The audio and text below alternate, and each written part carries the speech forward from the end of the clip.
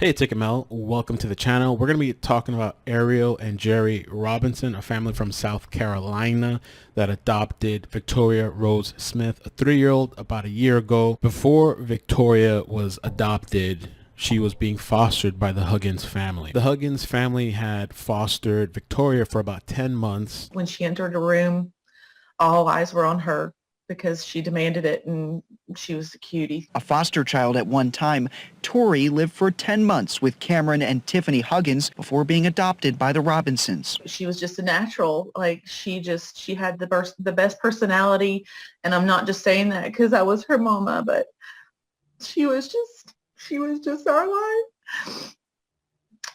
She just had so much to offer. Yeah. She's going to be missed by many, many, many people. This was the last time that the biological mother and her sister had seen the kids. Now I say kids because the biological mother's name is Casey Ferries, and she had 3 children. She was pregnant with Victoria. And according to Fit News, which sourced their information from Tracy Fant, which did an interview with the biological mother, I'll put the link down below to go check out her video on Facebook. The issue started when Casey tested positive for marijuana in her system. Also, Victoria tested positive. So she was pregnant. They both test positive. Now, the 2 other children, which are boys, the older brother tested negative and the other brother tested inconclusive. When Victoria and Casey tested positive, that caused a flag for SCDSS. We call it CPS over here. It caused a flag for them, and she was being monitored. And this is where everything spiraled out of control, is when Casey tested positive, Victoria tested positive, and then there was another incident that took place, which according to Fit News was the final straw. And so one day, while still under radar of, I'll call it CPS, Ferries fell asleep while watching 2 boys and Victoria. So she was watching 2 boys, Victoria, who was a newborn at the time. She had been up all night with the baby the night before. The 2 boys ran to the neighbor's house while their mom was asleep. The neighbors contacted police, and that's where, that was it. It was a wrap. She did mention in an interview she was jumping through hoops of fire, went to parenting classes, went to battered woman classes. She didn't have a vehicle at the time, so she was trying to get rides from people. She tried to get assistance from these people, the CPS people. They wouldn't provide any assistance. They wouldn't answer their phone calls. The other issue too was Casey was having trouble finding housing at the time. So that's another thing that they looked down upon her for. And so she went to court to try to get her kids, and she didn't have an advocate. They told her she didn't need an attorney, and she lost custody of all her kids, and that's what put them up for adoption. So again, the last time that the biological mother saw the children was in February 2020. The foster family that had Victoria last was the Huggins family that had her for about 10 months. And so in March 2020, that's when we come now to the Robinson family, where they actually adopted Victoria. It was reported that the biological mother wasn't allowed to know the adoption family's information. And so that's why the last time she saw Victoria was in February under the Higgins family. So who is Ariel Robinson, right? The Robinson family, the family that took over, that actually adopted Victoria. Well, with Ariel, let me start at where she's most known for, and I would have said famous, but I guess now infamous, for being on the show The Worst Cooks on the Food Networking channel.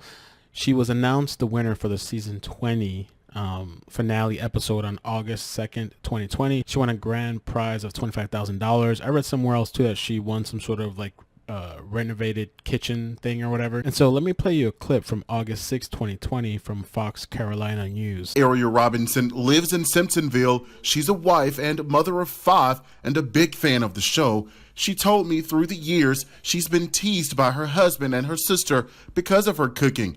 After some thought, Robinson decided to submit to become a contestant. You don't have thick skin being in this family.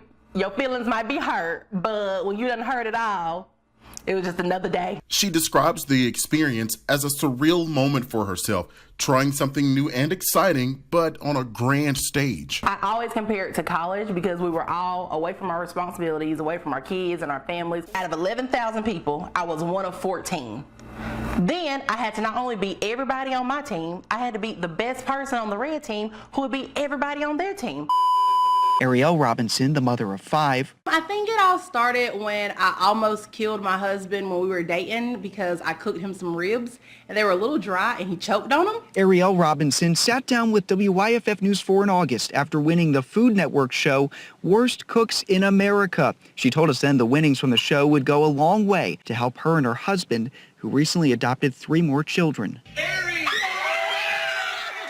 I thought it was a little ironic, especially in that clip where she stated that the funds would go to helping because they recently adopted 3 children.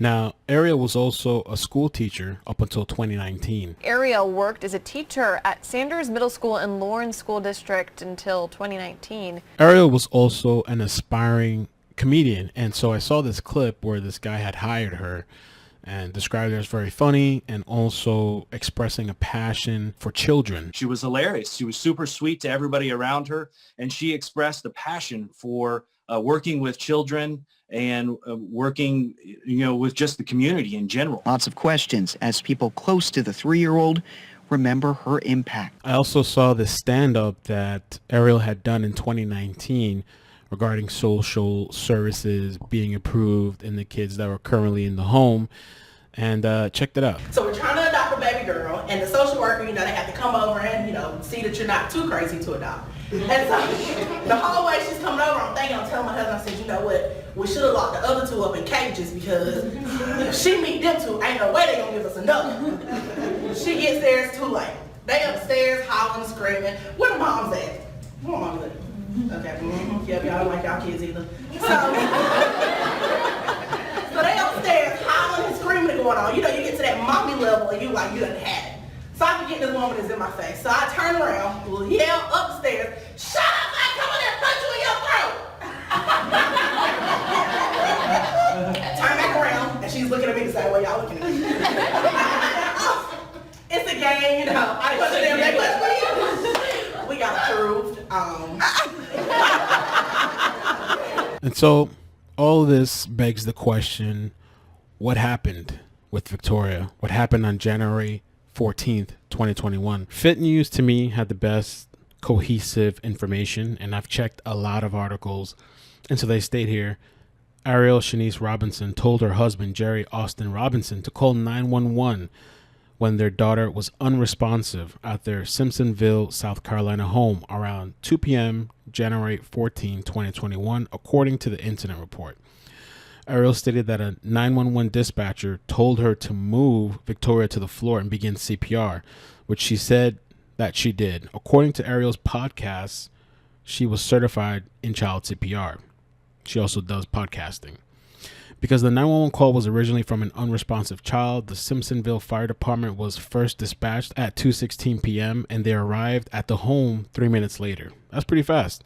EMS arrived around 2:25 p.m. First responders immediately took over CPR on Victoria and rushed her to Prisma Health Greenville Memorial Hospital, the report said.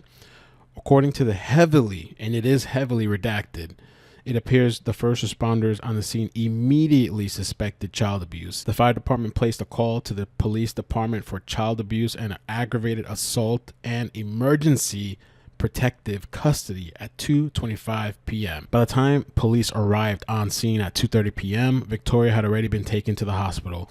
Police interviewed Ariel Robinson first. Nearly the entire interview with Ariel Robinson has been redacted, except when she told police that something happened the day before. Police interviewed Jerry Robinson, who invoked his right to counsel and was transported to Simpsonville Police Department.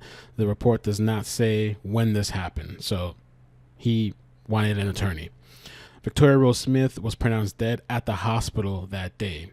And so Jerry and Ariel were both charged by child abuse at around 2:20 p.m. on January 19th, 5 days after their adopted daughter died. Now, Ariel and Jerry are accused of inflicting a series of blunt force injuries, which caused Victoria's on January 14th, according to the arrest warrants in the case. Also, Fit News has reported many times before that SCDSS has failed South Carolina children and taxpayers on virtually every front in the last decade.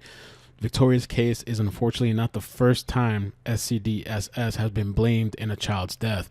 In 2013, a 4-year-old Robert Guignard, sorry if I'm pronouncing that incorrectly, who was placed into an home by SCDSS despite repeated warnings about his safety, was brutally murdered.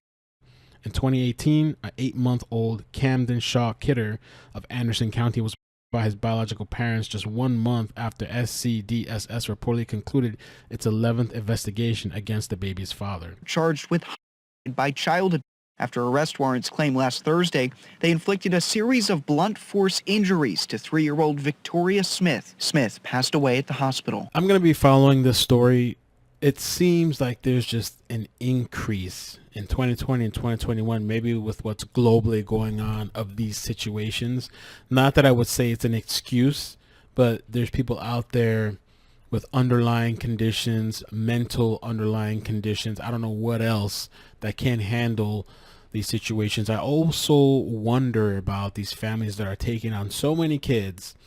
The biological mother, Casey, stated that the Huggins family was actually really good and that Victoria was actually really happy with them, and things went down south with Victoria, even noting that she had lost significant weight when she went to the Robinson family. I almost don't even have words a lot of the times because you just keep covering this over and over and over, and it's like the same thing over and over and over. You wonder how people or a human being, a person with any kind of empathy, feelings, soul, can do something like that to a child and just throw everything away. It just doesn't make sense to me.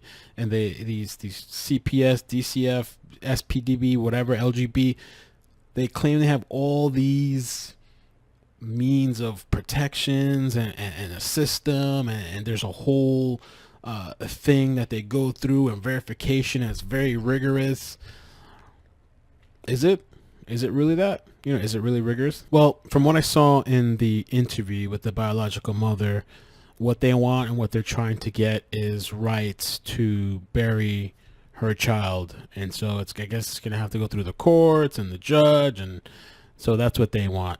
But with that, I'm out. Thank you guys for all the support. Please hit like and subscribe. Turn on the bell notifications because YouTube is not sending, in some cases, out the notifications. Definitely, if you haven't seen the video I did yesterday with James Harrison, that crazy story, check it out because somebody that knows a lot of information reached out to me and I put it out in that video. And so, and Jason, thank you for the cash app. Take care of yourselves, be safe, and peace.